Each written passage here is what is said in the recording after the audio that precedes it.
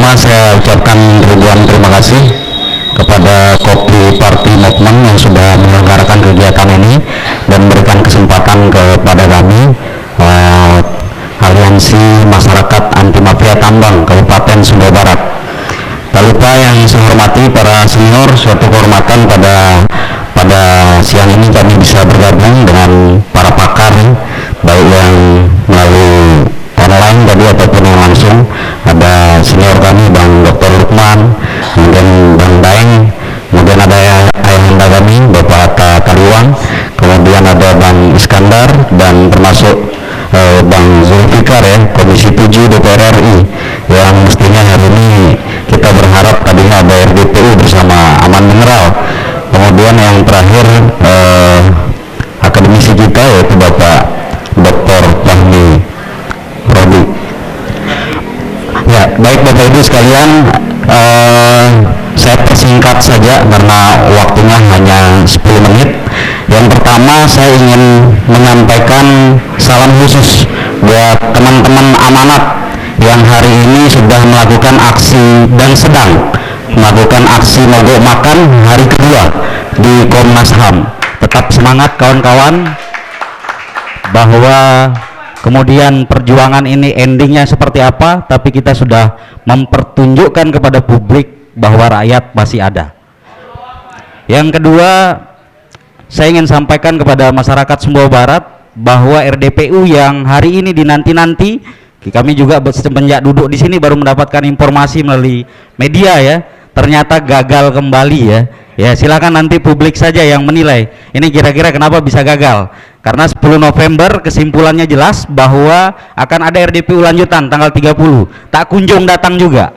Kemudian ada undangan resmi itu hari ini jam 10, itu undangan sudah beredar ke sana kemari, tetapi ternyata dengan alasan Covid tidak bisa diselenggarakan. Kita berikan apresiasi buat republik kita ini. Baik Bapak Ibu sekalian, ini saya langsung ke poin saja. Kalau bicara tentang membongkar penipuan penerimaan negara dan manipulasi penyaluran CSR di sektor pertambangan, mungkin izinkan kami dari teman-teman amanat lebih ekstrim ya. Kalau kami bilang jangankan bicara penerimaan negara, CSR pun dirampok Bapak Ibu sekalian ya. Ya. Jadi bukan dimanipulasi lagi, dirampok gitu. Kadang-kadang kita berpikir gitu. Saya berikan contoh saja di daerah saya itu PT Aman Mineral Nusa Tenggara. Itu perusahaan nomor 2 terbesar pertambangan di Indonesia Bapak Ibu sekalian. Dalam kurun waktu 2018 saja sampai 2022 itu mereka menjual konsentrat emas dan tembaga itu Bapak Ibu sekalian 2,9 miliar ya, atau setara dengan 41 triliun. Angka yang tidak sedikit Bapak Ibu sekalian ya. Nah, kembali kepada CSR, kalau bicara pertambangan ini lebih sering dikenal bicara regulasinya itu dengan PPM, pengembangan pemberdayaan manusia.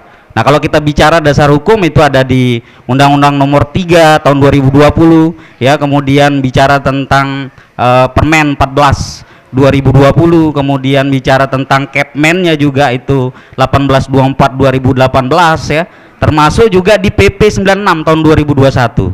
Nah, di mana mekanismenya semuanya sudah jelas bahwa PPM atau CSR itu adalah kewajiban ya, itu kewajiban, bukan rakyat meminta-minta kepada perusahaan pertambangan, tetapi itu adalah kewajiban. Saya berikan contoh lagi, kebetulan kami ini lagi berjuang Bapak Ibu sekalian dari Kabupaten Sumbawa Barat. Di Sumbawa Barat Bapak Ibu, dari semenjak akuisisi kami masih ingat dan masih sangat terbayang-bayang betapa semangat saat itu akuisisi dari Amerika ke nasional itu membawa semangat ingin mensejahterakan rakyat Indonesia dengan bangganya Bapak Ibu sekalian ya. Tapi faktanya hari ini sungguh sangat terlalu kalau kata lagu ya, dimana itu jauh sekali dari harapan dan apa yang mereka sampaikan. Saya berikan contoh saja Bapak Ibu, dari semenjak 2017 sampai tahun 2022 kewajiban CSR PT Aman Mineral Nusa Tenggara Barat, kewajiban saya ulangi, itu sebesar 29 juta US dollar atau sekitar 401 miliar Bapak Ibu sekalian. Ini yang kami teriaki hari ini. Mereka mengklaim bahwa sudah mendistribusikan sekitar 14,7 juta US dollar, atau sekitar 217 miliar rupiah. Tapi faktanya Bapak Ibu sekalian, ini tidak transparan. Perjuangan kami sudah kami mulai dari daerah. Saya berharap para senior ini dan para pakar nanti bisa membantu kami rakyat kecil, rakyat jelata dari Kabupaten Sumbawa Barat untuk bersama-sama memperjuangkan hak-hak rakyat. Nah, saya kembali ke tadi. Berbicara tentang apa yang sudah diklaim Bapak Ibu sekalian, ini juga sangat lucu sekali. Kami sudah mulai dari daerah. Kami surati di provinsi, itu ada dinas SDM. Kami bertanya tentang RKAB, karena di dalam RKAB itu ada PPM, salah satu poinnya. Bicara PPM ada 8 yang diatur, ada infrastruktur, pendidikan, kesehatan, dan seterusnya. Kami ingin bertanya, mereka alokasikan ini kemana? Rencananya bagaimana? Implementasinya atau realisasinya kemana dan ke siapa saja? Kami dijawab oleh dinas SDM Provinsi Nusa Tenggara Barat dengan selembar surat Bapak Ibu sekalian, hanya mengatakan bahwa data yang Anda minta tidak dalam penguasaan kami. Simple, padat, dan jelas ya. Tapi inilah fakta dan realita Bapak Ibu sekalian. Nah, bahkan kami melakukan investigasi sederhana, maklum namanya juga rakyat jelata Bapak Ibu, tipis-tipis investigasinya.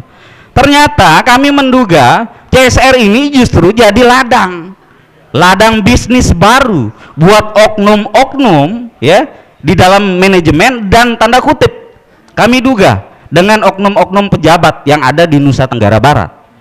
Kenapa kami bisa mengatakan demikian? Karena hampir semua program CSR yang sudah diklaim hari ini itu di pihak ketiga kan, dan tidak satu pun pihak ketiganya berasal dari Nusa Tenggara Barat atau khususnya Kabupaten Sumbawa Barat.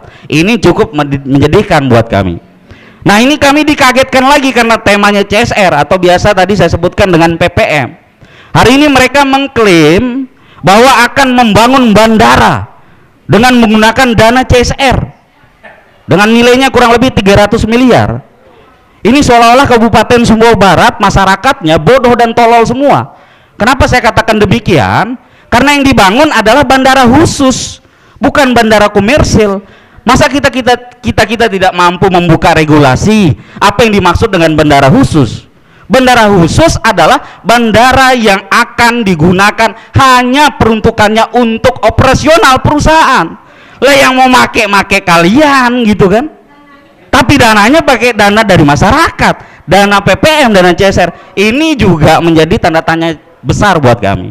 Nah, terhadap regulasi yang saya sebutkan tadi, saya akan mempersempit dan mempersingkat yang saya sebutkan tadi, bahwa ini yang cukup unik menurut kami dari regulasi yang saya sebutkan tadi, bahwa rencana induk PPM itu adalah blueprint, wajib dia mengacu kepada blueprint. Bukan saya yang bicara, regulasi yang saya sebutkan tadi yang bicara.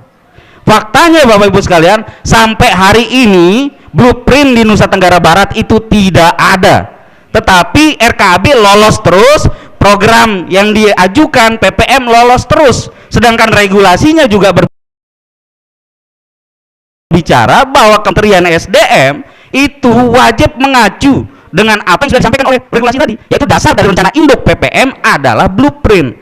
Blueprint dari mana? Ya ada masyarakat, ada harus mengacu musrembang ya, RPJM, kemudian dan lain sebagainya, RT RW. Ini bukan saya yang bicara, tapi ini regulasi yang bicara.